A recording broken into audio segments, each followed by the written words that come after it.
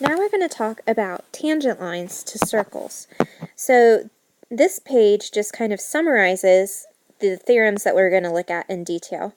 And so the first theorem we're going to talk about is that the radius is perpendicular to my tangent line. So the tangent line is perpendicular to the radius.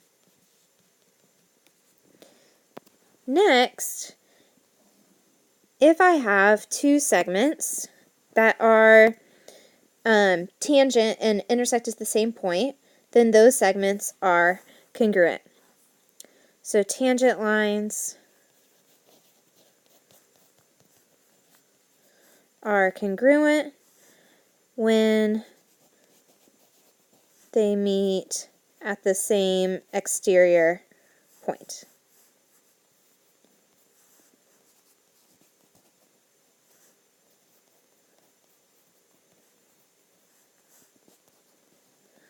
And using that theorem, we can find perimeter of circumscribed polygons. That means they're on the outside of my circle. So we're still using theorem 2.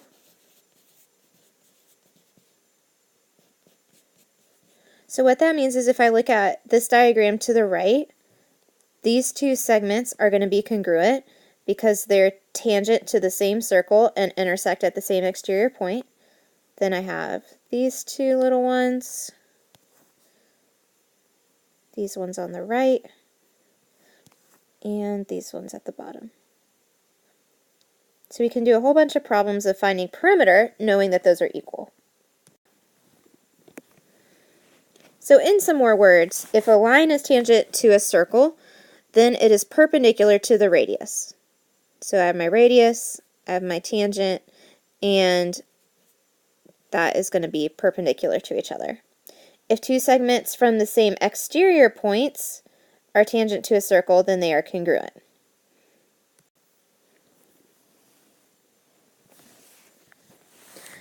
So in a plane, a line is tangent to a circle if and only if it's perpendicular to the radius at the point of tangency. So, for example, line L is tangent to circle S if and only if line L is perpendicular to ST, the radius.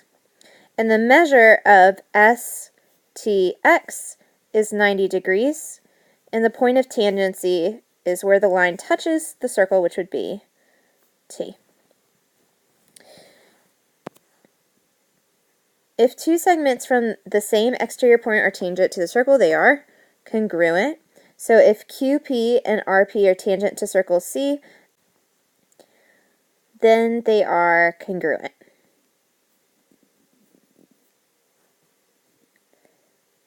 Are congruent. So in this diagram, QP would be congruent to RP. So what does this actually look like when I do some problems? So I'm going to be able to erase my work. You can make the choice about what you do with yours. I'm going to do mine in different colors, which is something that you can do. Or, you can redraw the diagram, but I'm going to keep erasing my work so it's easier for you to see what's going on. So find the measure of BCM. BCM. That's going to be a 90-degree angle because I have a tangent line and a radius. Find the length of CM if CM, so right here, is 5x minus 9, and ZM, or MZ, sorry, is x plus 7. So those two segments are intersecting at the same exterior point, so that means that they're congruent. So 5x minus 9 equals x plus 7. We're going to solve that. I get 4x equals 16, so x equals 4. And then when I plug that in, I'm going to get that CM equals, I'm going to do the easy equation, 4 plus 7 is 11. Okay, I'm going to erase my work. But you could change colors so you can see where stuff is coming from. Find the length of EM, so I want this doodad right here, if CM is 12 and BC is 5. So what we want to remember is that that's making a right triangle, so I can do 5 squared plus 12 squared equals C squared. This is a 5, 12, 13 triangle, so C equals 13. And then the trick in this one is that you need to think that, well, if that radius BC is 5, then that means the radius BE is 5. So I know that the whole length now is 13, and I can subtract that 5 to give me a length of 8 for EM. So once again, we did Pythagorean theorem, found the entire length BM, subtracted the radius BE.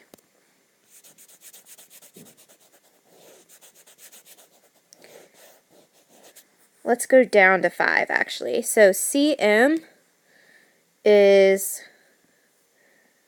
or find CM if BC equals 12 and BM equals 20. And we want to have CM. Right triangle, so 12 squared plus x squared equals 20 squared. And this is a multiple of a 3, 4, 5 right triangle, so if you have that memorized, it can really be quite helpful. But if you don't have it memorized, you're going to get that x squared equals 256. So x, or CM, equals 16. But once again, how you could do that, so we have a 3, 4, 5, and this is a 20, 12, so that's 5 times 4, 3 times 4, so this one's going to be 4 times 4, which is 16. That could just make things easier if you know it. Now, I'm also going to do 6. There's a reason I'm leaving 4 for last.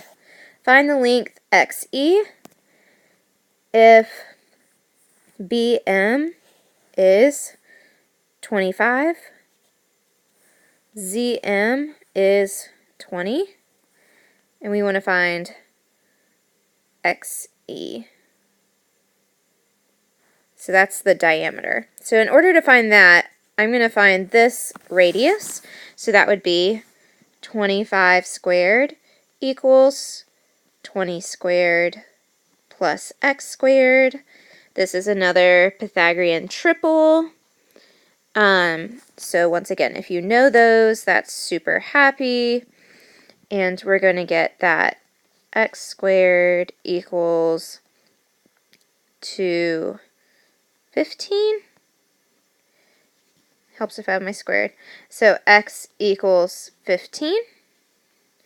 And then since that's my radius is 15, I need to multiply by 2 to get my diameter. So XE is going to be 30, and I did not leave enough room. XE equals 30. All right, why did I leave this puppy for last? Guess what is going to show up in this problem? You're right, special right triangles. I'm going to turn it into a cheer. All right. Let's get a clean slate. So this time it says angle CBM, keep reversing everything today, CBM is 60 degrees. CM is 13 root 3. Find the length of BC. So it's a 30, 60, 90, so x root 3 to x.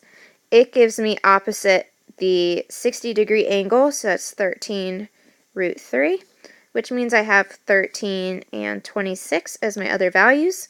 It wants to know BC, which is opposite my 30 degree angle, so my answer is going to be 13.